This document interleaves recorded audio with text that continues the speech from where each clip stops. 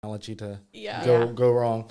All right, so good morning, everyone. We have a great podcast episode of the Tea today. It is not a controversial podcast like Wednesday was, thank God, because that was an interesting ride.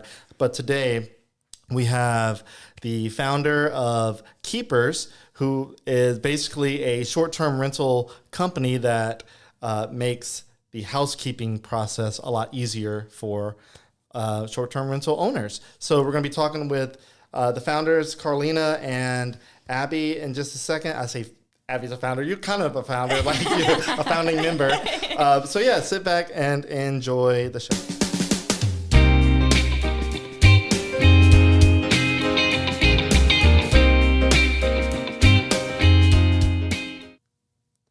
Alrighty.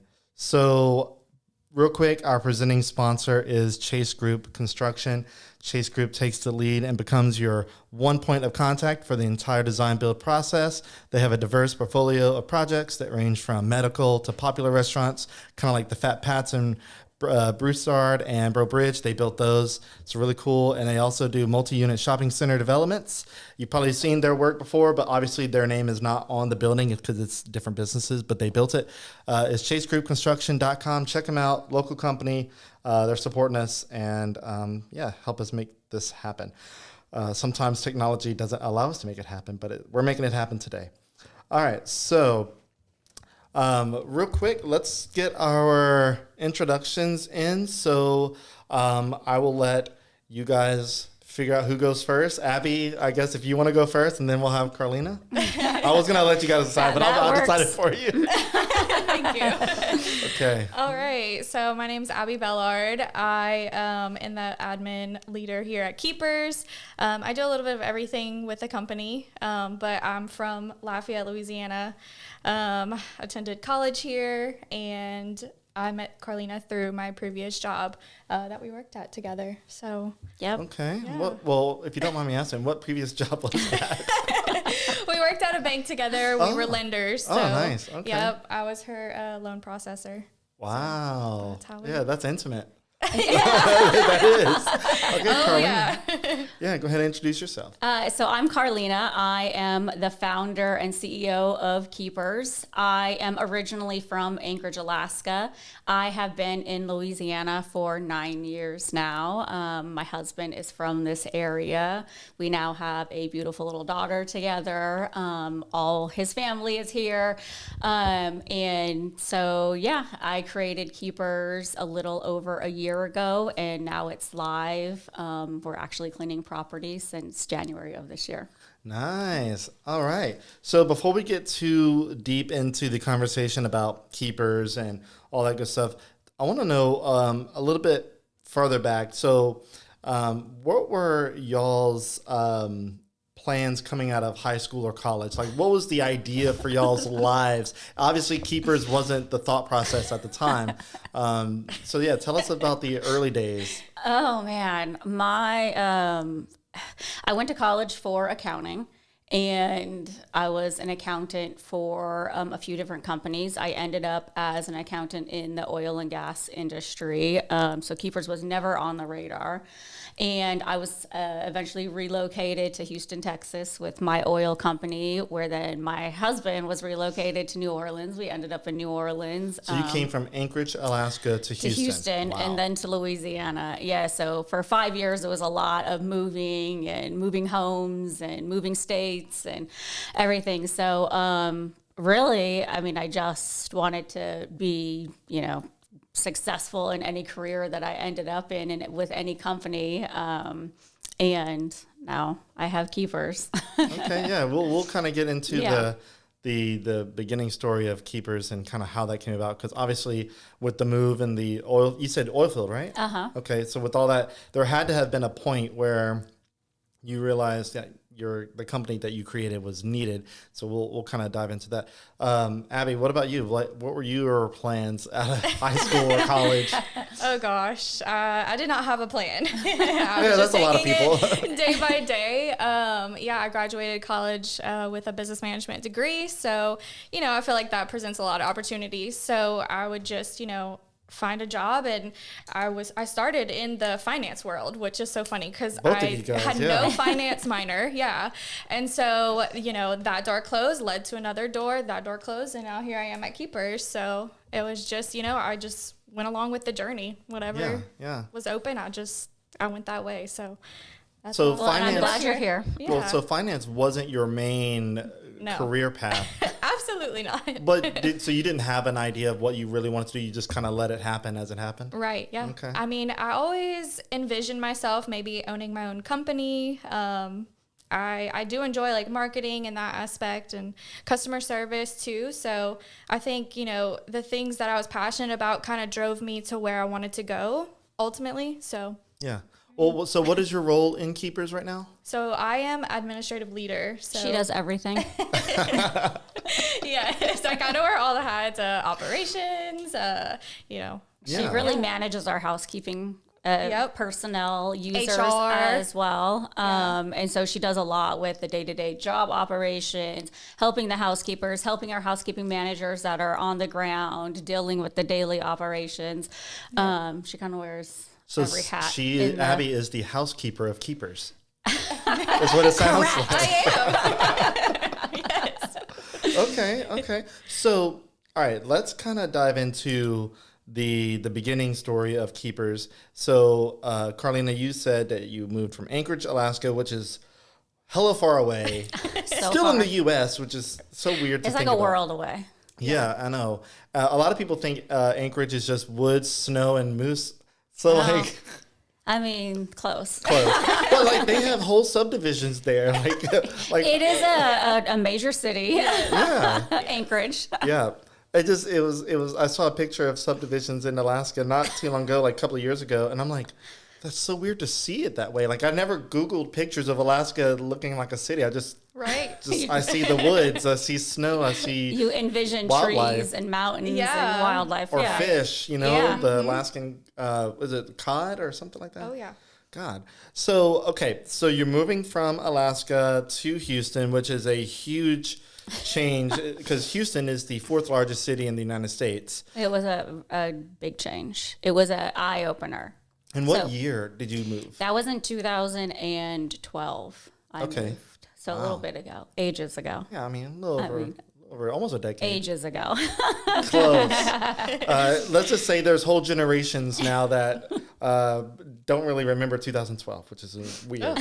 That's weird. Yes, it's weird to think about because they were born like in the early 2000s and they were kids. Okay, so you moved here in 2012 to the Houston area, and then did you have short-term rental property? Like, what was the reason that you wanted to create Keepers? Like, was there a problem that you were experiencing, and that's kind of what led to it? Like, what was that looking like for you? Yeah, so I personally had the issue with reliability around housekeeping for short-term rental.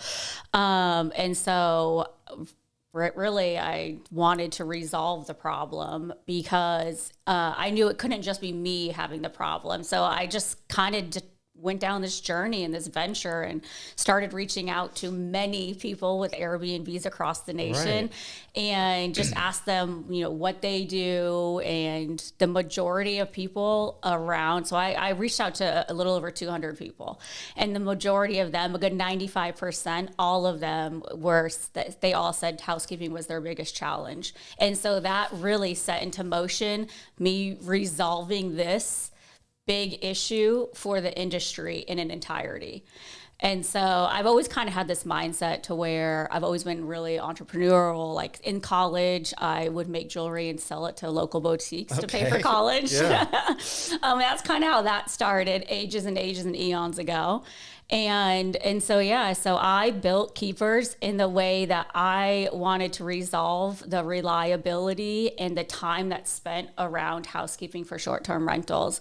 And not only that, like it's really important to me on the other side of things, like not just the short-term rental host, but really to create this equitable platform for housekeepers as well, and to give them a voice in where they generally have kind of just been overlooked. Yeah. So you said that housekeeping has always kind of been an issue in short-term rental. Why is that the case? Well, there's a lot of issues around it for like reliability and then time spent around it. So like right now, the way that it's approached is either really antiquated or it's just so time consuming because it's constant repetitive of looking for housekeepers to make sure they can show up for a checkout to clean the property in time. If there's a check-in at the same day, so we call those flip in our company. And so, and not only that, but just to do it consistently over and over and over again, because it's just, a pain. It's just a constant headache. And then the current platforms out there, the way that they approach this industry is they allow you to add your properties, and then you have to go through this whole antiquated process of bidding on jobs, the housekeeper on the housekeeper side. So then you go through whole pricing negotiations, and then you ensure that they can show up to this cleaning. And if they can't show up to following cleanings, you go through that entire process again.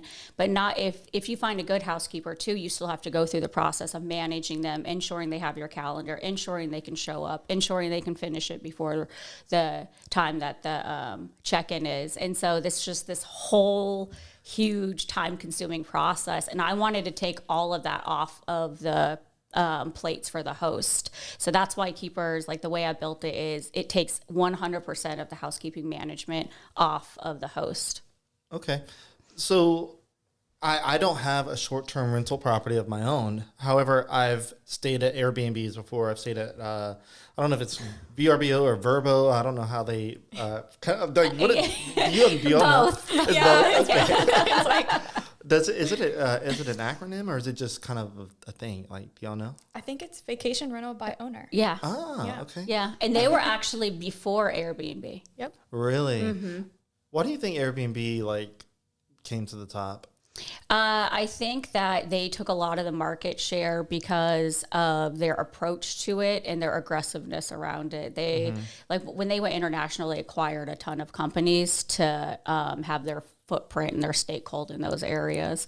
So I just think it was just a different approach than VRBO took. Yeah, and I think the name is cool too. Yeah. Right. Airbnb. Yeah. Like it The just marketing. Has, Yeah. it just has a very like trendy. At the time, it was millennial sound. Now, now everybody's focusing on the zennials. Well, you know what's funny is like going through all these startup accelerators and programs. Airbnb is like the story that they tell you in there, like how they started, how they approached this, and when they had no funds to support their business, that they started selling cereal boxes. No. Yes. Wow, that's crazy. And they started with like air mattresses in people's homes around concerts and venues. And Okay. oh yeah, it's an incredible story. Yeah. It's Yeah. really interesting. Well, this is not about Airbnb. This per is se. not. But what I was going with about short-term rentals is basically it all sounds like a big dance. So like when somebody owns more than one short-term rental property at the moment, let's say they're not using keepers, like how does someone manage that? Do they manage it on their own? Or I guess you could, or do they, are there companies out there that help manage all of that? Like besides keepers, like are there like, I don't know, kind of like condo buildings have like a main real estate office where they kind of do all the work. Like are there companies like that out there that do that? Yeah, so there's a whole bunch of different approaches to it. So individuals, they can manage their own. There are people that clean their own vacation rentals if they live close to them. There's a lot of property management companies in any given area. There's very large national and property management companies. There's also a lot of platforms like the property management systems that will pull in all of the reservations from various sites such as VRBO, Airbnb, Booking.com. Then that just go and contact the rest of them and like block the areas. And so there's that approach that a lot of people use just because it hits every single platform. So yeah, you get more exposure for your properties.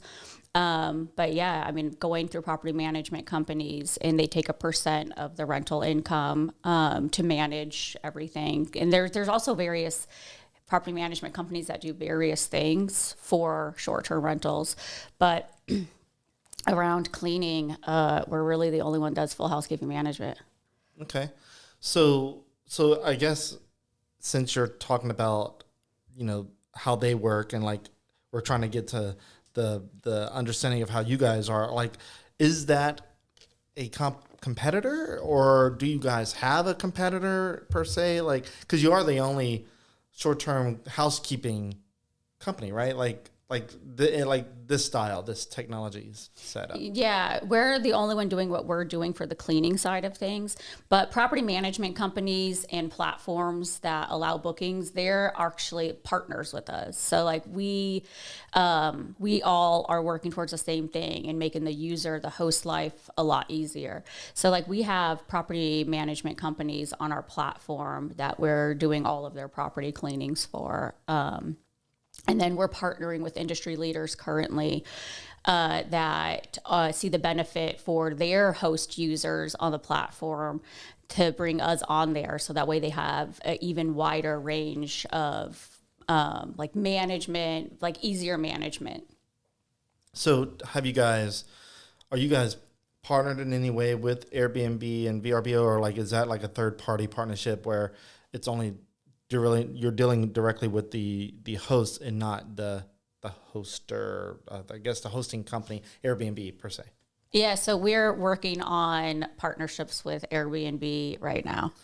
So like if somebody wants to go put their house or their property on VRBO and Airbnb to like get it set up, would that make, and I don't know if like you guys if that's trying to expose too many of your like future plans here, but like, would there be like a checkbox? Like, do you want housekeeping set up or anything like that? Like, is that kind of what you guys are looking at? Yeah, so ideally we would like a keeper's button, we call it, on any platform that just sends all of the property's information to us. So it's an easy transition. So it's all done through integration. Yeah. So it's just simple. So like, but the partners' websites too. So a good example is we have a lot of companies called HostAway. So we partnered with them, and we have a lot of their properties on the platform. And property management companies actually utilize that company. And so now the users on HostAway have access to keepers. Okay, yeah, this is a really cool concept. I'm fascinated with it. So right now, you guys, at least according to your website, are only operating in Louisiana, Utah, and Alaska, right? Or has that expanded any? Yeah, so it has. So we opened up operations in Nevada. Okay, Nevada. As well, yes. Okay. So we're in Alaska, Nevada, Utah, and Louisiana, just like the Lafayette area right now. We're not expanding further beyond that, just because we do have a small staff right now. Yeah. Why Nevada? There's like deserts there. That's a really good question. Well, so we went to a short-term rental conference in Nevada, and the interest was so huge there for keepers to get into there. And so we just filed the paperwork, and I mean, it's like right now we have a waiting list in the Reno, Nevada area. Okay. Yep. I mean, I guess, there are houses that people can rent to go to the casinos and whatnot. But like, I feel like the casino market with the hotels, that's the most dominant market there. Like, obviously you guys are not a housekeeping company for hotels. No. Yeah. So like, it just to think about Nevada, I was like, okay, it sounds like this is a hotel play, but it's definitely not. Okay. And so Nevada, what other states would you guys see fit in? Obviously you said your staff is smaller. Like, what would it take, I guess, what states would you like to be in, and what would it take to get there staffing-wise, technology-wise? Yeah, so we'll be nationwide by the end of 3 years. So our goal is to hit every single area in the nation and to become the industry leader for housekeeping. So it's a big goal, but I know we'll accomplish it. But like, what's the plan for that? Like, obviously you said staff was an issue because you didn't want to expand too far outside of Lafayette, Louisiana. How are you going to expand to nationwide? Yeah, well, we'll continue to increase our staff and our footprint and our boots on the ground in any given area.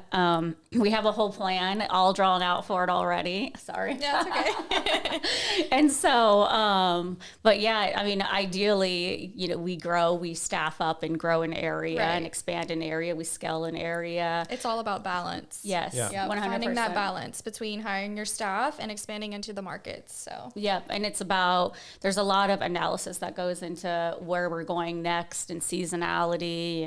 And so there's a lot of work that goes into selecting the next area. So when you say staff, are you talking about housekeeping staff that you're connected with, like contracting with, or are you talking about in-house technology staff and like just bookkeeping and all this good stuff, like basically multiple Abbeys?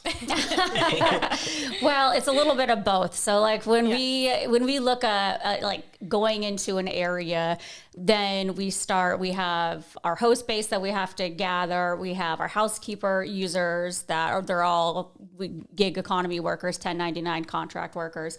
And so we have to build that up, and then we need to build staff up in that area too that are actual employees of Keepers, the company. Okay. It's like housekeeping managers, area operations managers, just to maintain that So like market. satellite offices Yes. in each state or each city? It depends on how big the city is. Yeah. And so there's a lot of technology too that we're building out that a really area can maintain itself and monitor itself too. Okay, so I know you kind of, it sounds like you briefly mentioned it, like what would the staff in each satellite location be in charge for again? That their market. Okay, but like what does those functions look like? Yeah, so it looks like all the operations on a day-to-day basis for their areas. So that way have like the area operations that they can maintain their own operations, and it's not coming into, let's say, Abby to do everything, Right. just to make sure that we can maintain that entire market without needing additional stuff. Yeah. So like a market maintains itself. So I guess what I'm trying to understand is with technology being very remote, and you can have, one particular location kind of run all the stuff. Obviously not the manpower, but like if you guys are gig economy connecting contract workers to the platform, like are the contract workers communicating to that satellite location for certain things? Or like what do they need that satellite location for? Yeah. Oh man, there's a whole bunch of stuff that goes on. Yeah, a lot of it is, the quality assurance that we provide. So these people are making sure that the ops is running smoothly. They're also making sure, these housekeepers are trained correctly. So you have a stuff like training that. process for housekeeping? Yeah, we do. We hold a training once a week. Okay. Yep. So all the new housekeepers have to go through training, the Keepers training program, before they can start accepting So jobs. these housekeepers are Keepers branded housekeepers. Yeah. Yeah. Is that right? Yes. Okay. And so we have a whole Keepers certification process. Yeah. Do they have to wear T-shirts and all that stuff with Oh, yeah. Keepers on it? Okay. All right. Okay. See, now that's starting to make sense. I was thinking like, someone can be a Door Dasher, right? And Right. just, wear any kind of outfit. Yeah. They just have to have the DoorDash bag. Like I was thinking like kind of what does that look like? And so it sounds It's similar. a little bit yeah. more standardized. Yeah. Yeah, right. for Because sure. with housekeeping, you want to make sure you're cleaning a property up to standards. That's really important. So making sure we have that standardization across the board is huge for success. Yeah. Yeah. Okay.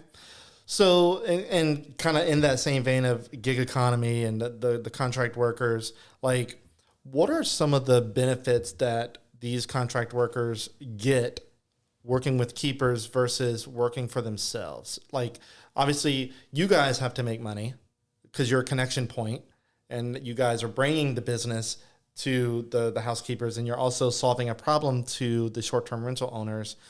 You have to make money. The contractors have to make money. The host of the property has to make money. Like, how does that all gel? And like, why would a contract housekeeper want to partner with you guys?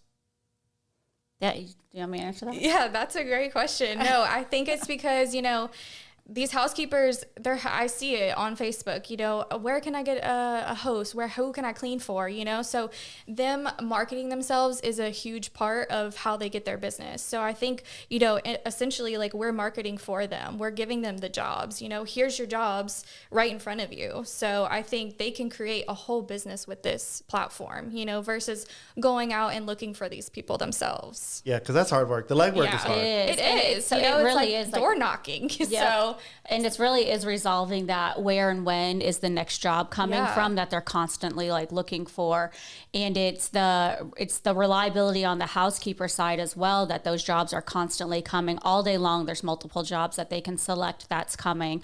And it's we cut out the entire price negotiation because they're constantly being brought down on their prices, and they feel like they have to gain the next job or to gain a new job so we've cut that out completely. So every property has a set price, and the housekeepers know what they're going to make for that cleaning job, and we try to make it very equitable pay. So that way that they are not having to waste their time marketing themselves, pricing negotiations, looking for their next job. We've cut all of that out, and they really like the freedom that they get to choose the jobs that really fit their schedule. So, and it's really the hours that, their kids are at school, or we have a lot of housekeepers that are like, I just want to buy groceries every single week. And so I'll pick up a job so that way that's going to buy my groceries for the week. And we've had housekeepers thank you for giving me a platform that I don't have to go and do this myself and spend money to go and look for another job myself. Yeah. It's been really rewarding talking to the housekeepers and listening to their stories. Oh yeah.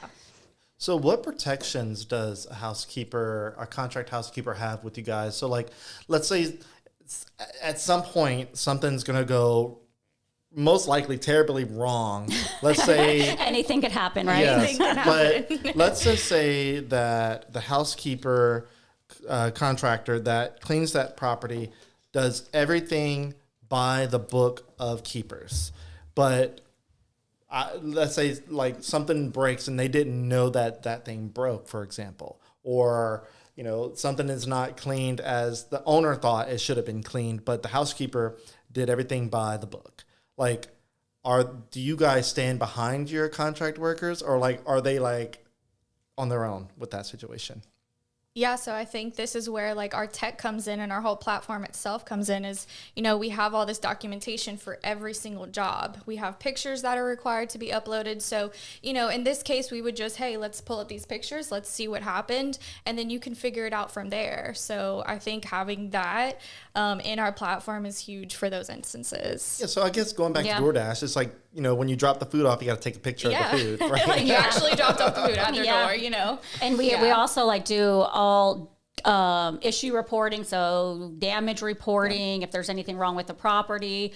And so that's all documented and photographed, so we can tell if so let's say a dresser drawer is broken. Was that broken prior? Was that broken when the housekeepers arrived, or did the housekeepers break it? We're also fully insured on any of this aspect as well. Okay. And so but yeah, because there's people are rough on properties, and so we get issue reports every day. Oh yeah. And so, but I mean, it works out well because they provide the full, all the information in writing of what's exactly going on. The photograph that goes out to all the hosts immediately, so they can know if they have to send somebody out to repair anything.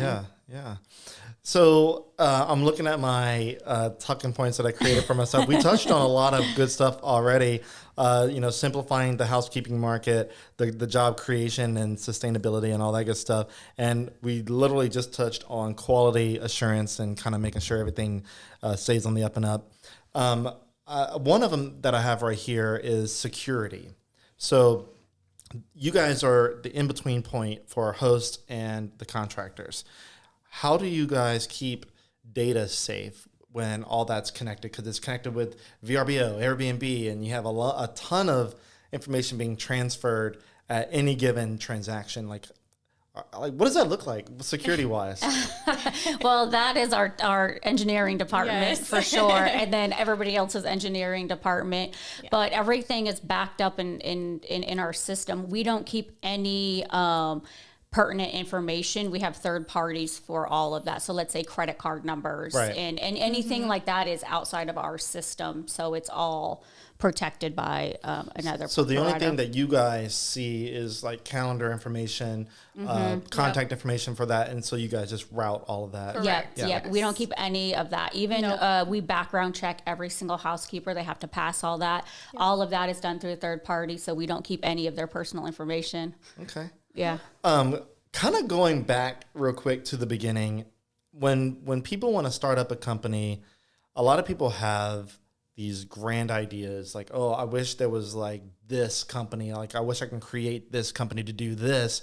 But especially today, even more so than 10, 20 years ago, as technology has just gotten even crazier, people don't have, the average person doesn't have the knowledge to create a company that has all of the infrastructure in the background with the computer technology and the information transactions and connecting all the endpoints and then creating the website that functions like it should, not just a Squarespace website, but just like a real robust thing. And then an app. Like, a lot of people don't have the slightest clue how apps work or even are created. Correct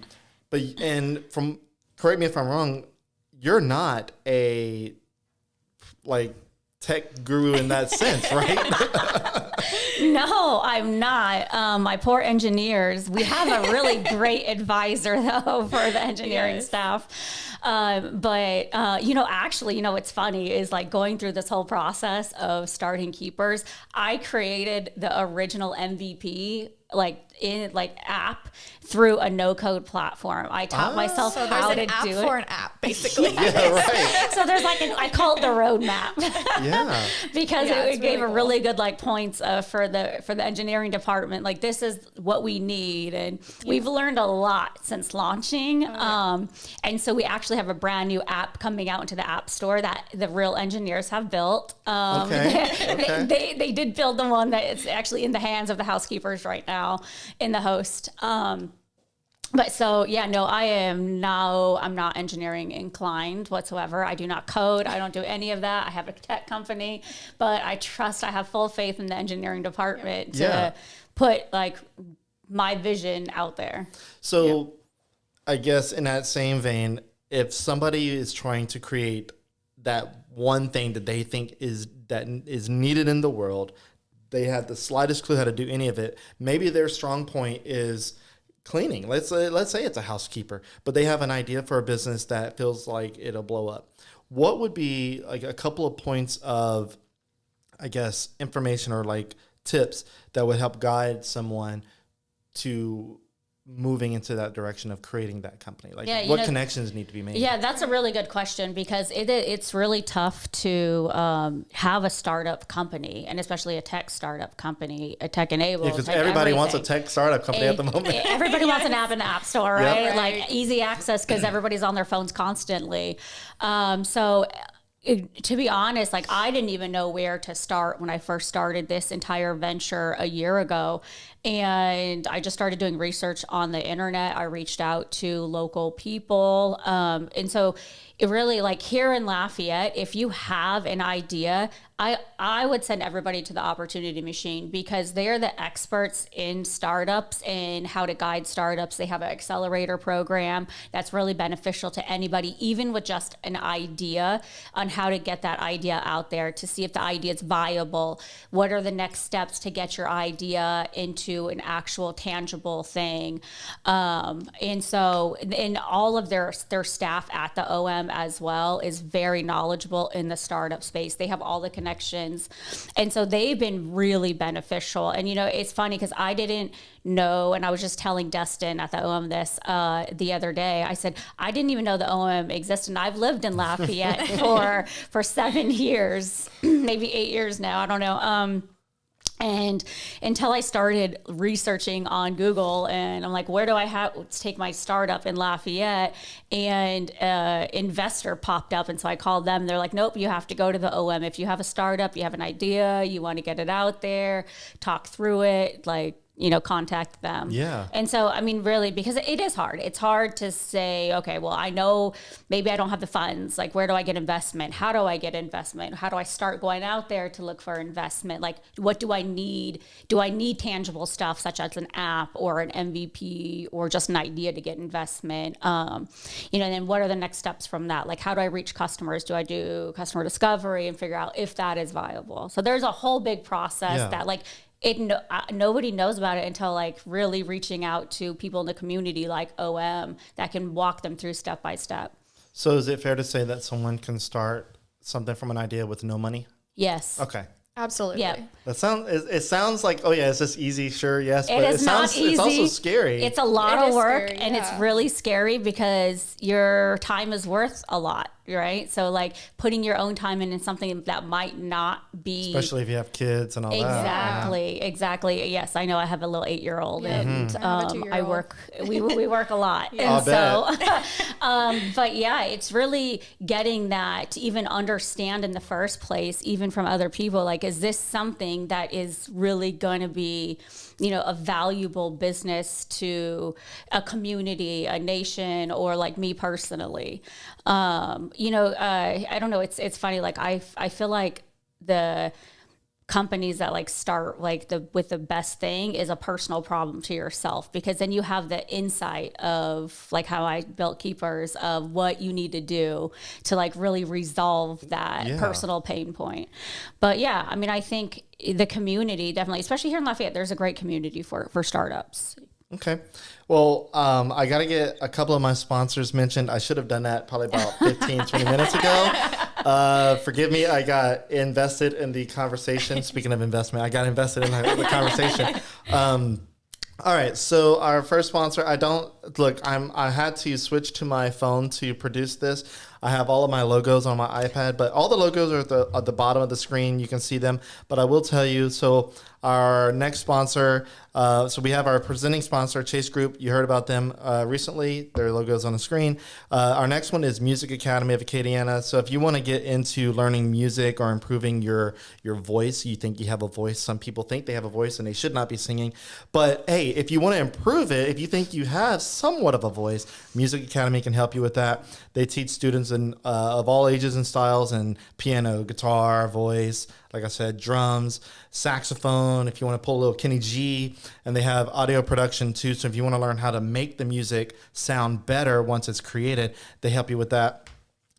Basically, they've sent students to college and also to major music competitions like American Idol and The Voice. So it's really cool. But yeah, they're founded by UL Lafayette Music School graduate Tim Benson.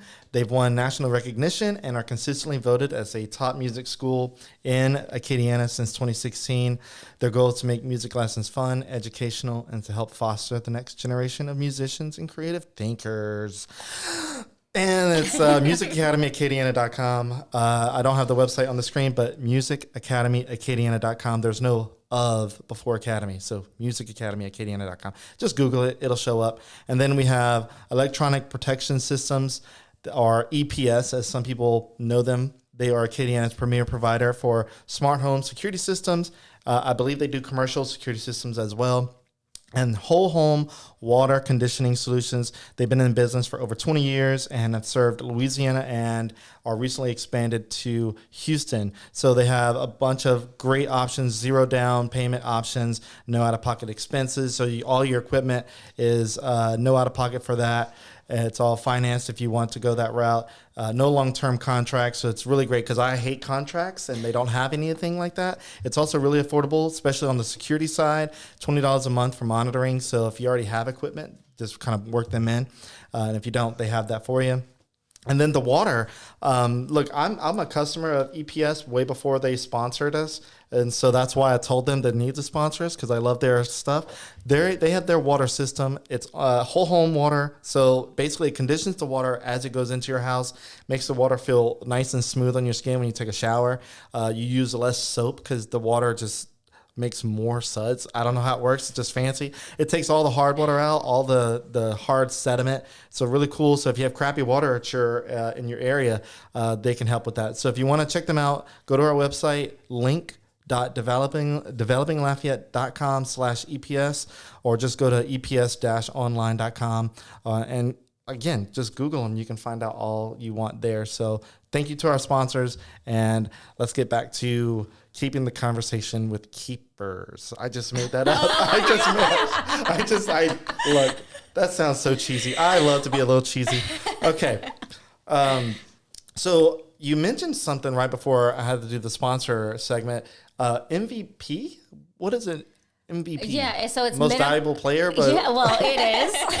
It's minimum viable product. Okay, so it's yeah. something that you can really test your idea in like a live audience, basically, to see. A couple of different things, like, is this a viable company, and then what do I need in my product that's going to benefit the user base of this product. And so, like, I consider our app in the App Store right now our MVP that the housekeepers are using, and which is why we rebuilt it, and it's going to be in their hands any day now. Nice. Because there's a lot of functionality that we needed to add. But yeah, so minimal viable product, just to make sure you have a viable company. Okay. So going back into the whole startup talk, because you guys are a startup. We are. Yeah, you started last year, right? Yeah, we just started cleaning properties this year. So you guys are still in your infancy. So you may be able to speak on this. So what is like getting funding look like? So when somebody wants to start up a startup and like going from $0, having $0 to invest in the company and having to go through what Shark Tank calls seed rounds, or like all the big investors call seed rounds. I really don't know the full details of how all that works. So are you guys going through any of that type of stuff right now, like seed rounding and A rounds, B rounds, C rounds, all that stuff? I feel like we'll always be going through that constantly, to be honest with you. But yes, we are in our seed round right now, actively fundraising, actively talking to VC firms, venture capitalists. But to go back to the beginning, there's different rounds that you can take to start up your company. So there's friends and family, there's the pre-seed, and we're in seed right now because we have revenue, we have actual traction, we're scaling. You guys are not pre-revenue, as some people like to say. Yeah, we are not pre-revenue. But yeah, so like the way that I approached it is that I did a friends and family as a seed round. I also opened up, there's crowdfunding campaigns that you can join out there and see, if people want to invest in you that, let's say, they're called non-accredited investors. Right. And so that's usually the friends and family round, right? Non-accredited. Yeah, exactly. Don't you have to make, is it, because my business partners are accredited, so they're fancy. I think you have to have, is it $1 million in net worth and $250 in income a year? It's greater than 200,000 in income a year. And then as far as net worth, I do not want to lie to anybody, so I don't really know what that is. Okay. I know the income portion of that. But the way that like most startups do is on safe notes. And so either like a safe or a convertible note is how because you have no equity in your company. So it's like a simple agreement for future equity in the company. And so there's just a whole bunch of legal jargon inside of that to like help people and protect people and protect their investment into your company. But yeah, I mean, it's something that I didn't know before starting this venture, and I've learned a lot, and I'm still learning through this entire seed round, learning a lot. And it's a really tough market right now to be raising money as well. Oh yeah, I mean, yeah, look, we can talk about inflation, but we're not going to go that route. Because I think I was about to go on a tangent there about inflation and like what you guys are charging, and if you had to increase your costs, but we don't have to talk about that. But so kind of going into a slightly softer discussion, because we're at about 45 minutes. I know it kind of flew by. Have you guys ever thought about or have submitted your hat into trying to get on Shark Tank? No. Why not? Because it's not the approach I want to take for investment. Yeah. And I also don't want anybody to feel like Keepers is in a negative light from going on Shark Tank. Right. Or, I just feel like it's not the route to take if you have a startup like mine, which is, we don't have actual like products that we're creating. Right. We're a tech company. And so it's a lot different. We're going to venture capital. We do have a product. We have an app in the App Store. We'll have another app in the App Store. But we are not like actual creating like goods. So I think that maybe if I was creating goods that can be sold on, online, then that would be a little bit different. But Okay. we're not going to. A lot of people ask that. I'm sure. all I'm pretty the sure that's time. like the top It's question. Like, it is. Yeah. It is. Like, It's funny. This is such a great idea. Yeah. Have you thought about Shark Tank? And I'm like, no, we're not doing that. I am not Yeah. approaching that. Yeah. Look, and I've seen Shark Tank doesn't only have goods companies, but I've seen companies on there get eaten alive, all pun intended in the Shark Tank, you know. And some of these companies were honest companies just trying to get some exposure and some funding. And Look at Ring. oh my God, Ring is a story. And then it's cool because he's actually been on the panel and he's an investor there sometimes. So that's the founder. And then Amazon decided to buy it. And that was like the coolest thing. I was like, dude, I bet you the sharks were like so mad. You know, there's this saying they're punching the air. Yeah. I'm pretty sure they were like so mad. Oh, you know, I actually think I yeah. might have seen something that they were really upset that they did not invest in Ring. Well, yeah. Yeah. Because I mean, Yeah. what's weird is sometimes you don't know you want it until you see it as a customer. And then investors, they just go off. A good investor typically goes off a historical fact. Has this worked in the past? Do you have numbers showing that what you're doing is working? And if they pour money into it, what you're already doing should essentially add on top of that. But Yeah, there's a lot of investors don't factors. like to do the let's hope or let's pray that this works type of thing. Yeah, Right. risk adverse. Yep. Yeah, right, Yeah, yeah. There's a lot that goes into gaining investment and at what round you are, what stage of investment you are, and you know it's all over the place really because some founders can get investment if they're like a second time founder or easier than a first time founder. There's a whole bunch that you don't know until you are like in the ring doing this basically. So it's been eye-opening. It's been a learning experience. It's challenging and it's the toughest part about having a startup. Oh, I bet.